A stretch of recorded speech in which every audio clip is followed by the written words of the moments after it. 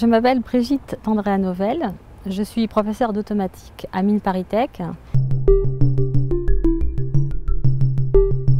Je cultive à côté des mathématiques une passion pour la musique. C'est la raison pour laquelle, il y a quelques années, j'ai souhaité créer un enseignement spécialisé destiné à présenter un très large panorama des outils scientifiques dédiés à la musique. Par exemple, les liens entre mathématiques et harmonie, les liens entre mathématiques et création musicale. Alors on sait qu'aujourd'hui le son est un objet numérique, donc il est important aussi de présenter les techniques de traitement du signal. Également les méthodes de l'automatique pour l'estimation et le contrôle d'instruments de musique, que ce soit des instruments réels ou des instruments virtuels, et dans ce cas-là, ils sont modélisés par les lois de l'acoustique.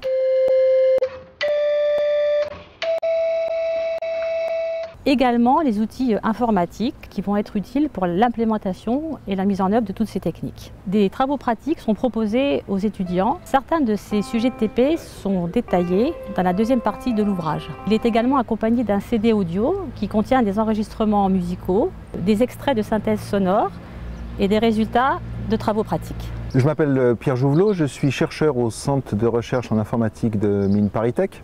Par ailleurs, j'ai aussi une activité liée à la musique depuis une quinzaine d'années, puisque je travaille sur les applications multimédia de la musique, aussi bien dans le domaine de ce qu'on appelle les serious games, les jeux vidéo à application, en l'occurrence, soit de santé, soit d'enseignement, toujours autour de la musique. Depuis l'ère du CD, toutes les données sont représentées sous forme numérisée, sous forme discrétisée, sous forme de 0 et de 1. Et qui dit 0 et 1 dit traitement informatique en fait, de cette information. Dans l'ouvrage auquel j'ai participé, on a décidé de prendre un axe un petit peu différent et en fait axer la présentation non pas sur la partie sonore, numérisation, discrétisation, mais sur la partie plus proprement musicale, c'est-à-dire la partie du langage, de contrôle de systèmes informatiques musicaux. L'essentiel de la présentation est autour d'une norme qui s'appelle la norme MIDI et qui sert en fait à piloter tous les synthétiseurs. Un deuxième apport de l'informatique se trouve au niveau de la synthèse sonore.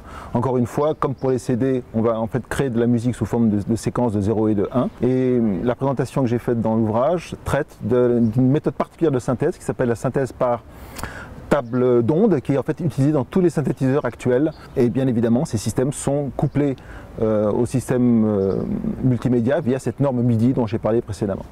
Donc, je m'appelle Benoît Fabre, je suis acousticien, enseignant-chercheur à l'université Pierre et Marie Curie. Et je travaille sur les instruments de musique, alors du point de vue de l'acousticien. Déjà, entre l'acoustique et la musique, les interactions sont un petit peu naturelles. Produire de la musique, produire avec des instruments, du son avec des instruments comme ça, c'est... On va utiliser la physique pour essayer de produire une émotion musicale. Alors ça, c'est véritablement la lecture de l'acousticien, évidemment.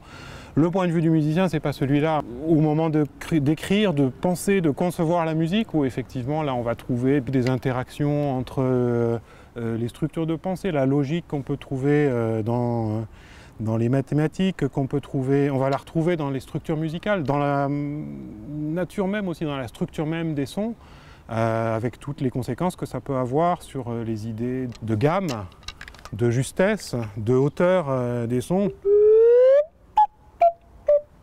Ensuite, l'informatique est arrivée aussi massivement à différents endroits, que ce soit dans l'écriture musicale, que ce soit dans le traitement automatique qui peut être fait des sons. Alors, traitement automatique qui peut être fait en temps réel, le compositeur va se saisir de ça pour la création musicale, ou dans tous les aspects maintenant même de production audio, depuis bêtement l'enregistrement qui est quasiment... qui est très majoritairement maintenant fait avec des systèmes informatiques, jusqu'à toutes les étapes de post-production qui sont faites avec l'ordinateur.